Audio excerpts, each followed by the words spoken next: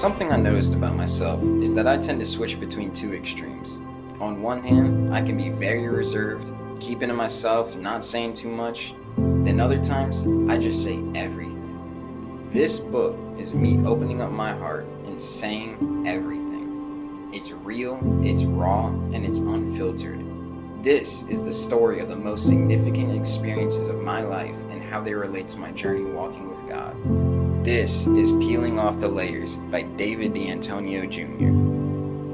This chapter describes my childhood and the type of person I was growing up in high school. Most importantly, I talk about what my relationship with God looked like for the majority of my life. Chapter 1. What God meant to me. From being an altar server for many years to my dad being the head of ushers at church, it's safe to say my family was pretty deep in the Catholic Church.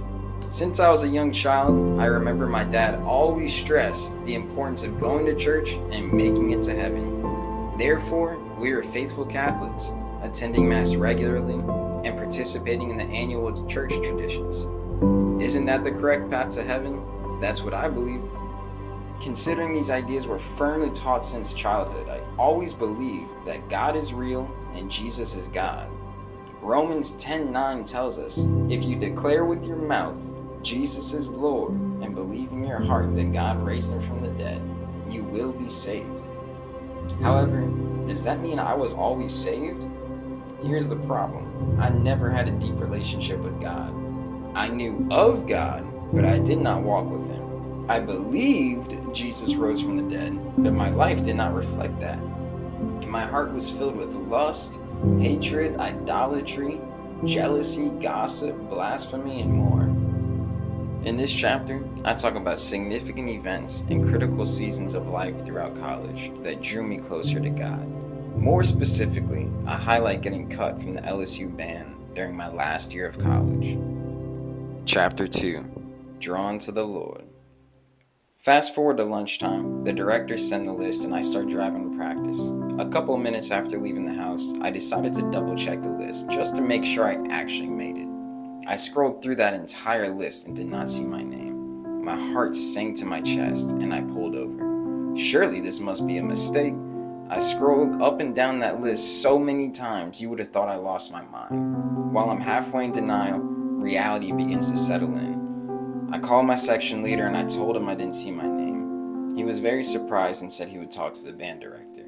However, we both knew there was no possibility of reversing the cut, but it was enough to give me some peace of mind. In order to get closure, I emailed my band director and asked for the critiques of my audition. Honestly, I just needed to hear that it wasn't a mistake and my audition really was that bad. He sent them, and to paraphrase, I responded, I understand the process is not easy. I had a great time with y'all. I am glad someone else will be able to experience what I did, and I hope y'all have a great season. He responded positively and told me I would always have a friend in him. This gave me closure and peace, but more importantly, I put my trust and faith in God that everything happens for a reason. I told people I believed it was God's will and his plan for this to happen, and that was enough for me to move forward in peace. 2 weeks pass and I get a phone call from the band director. He tells me some unfortunate events happened and there's an open spot to get in the band, and I was the first person he thought of. Glory be to God. This chapter highlights a single event in my life in which I encountered a truly demonic entity that desired to take my life. This experience woke me up to the evil that exists and the realness of the spirit realm. Chapter 3. Demon Attack. The most desperate and hopeless I felt was when he grabbed me and charged our bodies into my bedroom. My door was slightly open, so he crashed through the door and landed onto my bed. This happened so fast that the doorknob actually left a hole in the wall. Now here I am on my back, using my legs to hold his body back, fighting for my life in my own bedroom. Like a demonic UFC fight, the experience was very surreal and violating. I realized there's something very dark about fighting for your life in your own bed. Exhausted and running solely on adrenaline, I was desperately hoping that my roommate was going to walk through the door and rescue me, but I was seemingly on my own.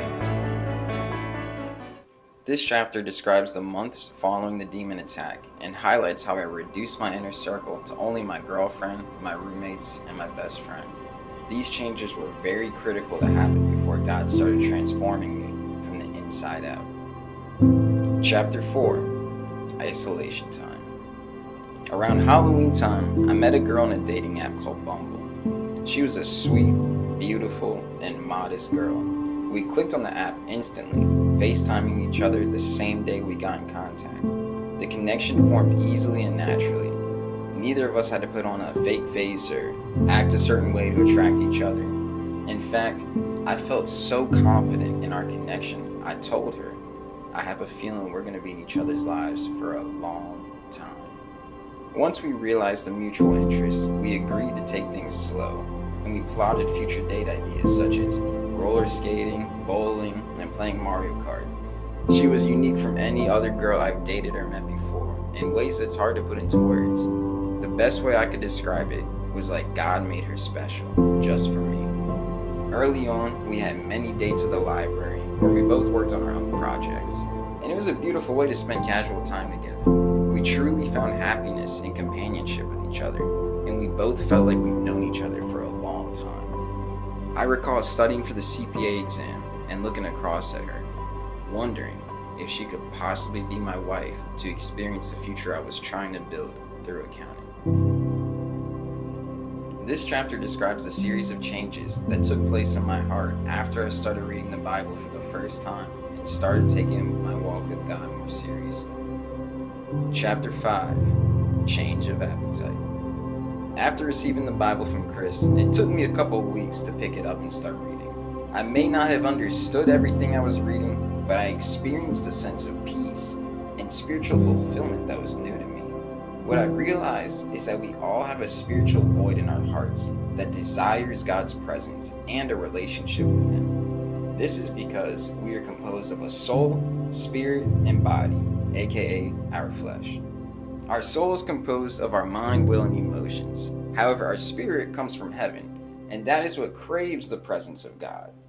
However, Galatians 5:17 tells us, "For the flesh desires what is against the spirit, and the spirit desires what is against the flesh. These are opposed to each other, so that you don't do what you want." Now this means that our flesh and spirit have opposite desires, which are in a constant battle, and it's our soul's job to choose which desire to satisfy. Therefore, rather than seeking God, we often try to fill the void in our spirit by satisfying the desires of our flesh. This includes partying, drugs, sports, entertainment, fame, wealth, prestigious careers, sex, and even our partners. Chasing any of these desires will never fully satisfy us or bring us true joy and peace. More importantly, placing these desires above God is called idolatry, and I personally have been guilty of idolizing many of these, including my girlfriend. During this season of life, I was actively seeking God through reading, attending church regularly, watching Christian content on YouTube, and trying to live righteously. While being in a hot pursuit for God, I was confronted with contradictions within the Catholic Church. Chapter 6, Convictions in Catholicism. The more time I spent on Christian YouTube, the more I heard people talking down about Catholicism and pointing out contradictions with the religion. It bothered me to hear these things, and I was in complete denial whenever I heard it. Oftentimes I looked up videos of Catholic priests and other people making arguments to defend Catholicism. Sometimes it would give me relief, other times I felt more confused and unsatisfied. Whenever I heard arguments against Catholicism, I would feel a great conviction that disturbed my peace of mind. I tried to ignore it, but something in my heart wouldn't allow me to let it go completely. This period of questioning my faith and searching for truth went on for about 4 months, leading up to the Italy trip in July. It was a gradual process that left me on the fence between religion and a relationship with God. What I came to realize is that there's a difference between these two things, and most people only hear about religion. However, a relationship with God is intimate and direct. In this chapter, I describe my pilgrimage to Italy with the local Catholic Church. During this trip, I was completely surrounded by die-hard Catholics on a religious-centered trip after I already left the religion in my heart. Chapter 7, Crossing the Border. This trip was very significant in my walk with God because I was processing these new revelations and contradictions right before going on a pilgrimage with young, passionate Catholics to the Catholic capital of the world. It was certainly a test of faith and loyalty because God had revealed just enough for me to know that there were some errors with the religion. However, I was still an infant in Christ, so I didn't know exactly what and why different things were wrong. I just knew I had to keep my eyes and ears open, and I couldn't bite the apple from the wrong tree. I will never forget, Chris told me before I left, "Do not compromise." Those 3 words rang in my head on repeat for 12 days. I never knew when I was going to be tested or confronted with a compromising situation, so I was constantly on guard. Throughout the trip, I prayed for discernment and observed as much as I could, but it wasn't clear where the line was between right and wrong. It's similar to walking around in the woods and someone tells you, "There are 10 fake trees in this forest, now walk around and find them." I was cautious, trying to discern right from wrong and pay attention to every detail. However, this is even more challenging when the people around you are absolutely convinced every tree in the forest is real.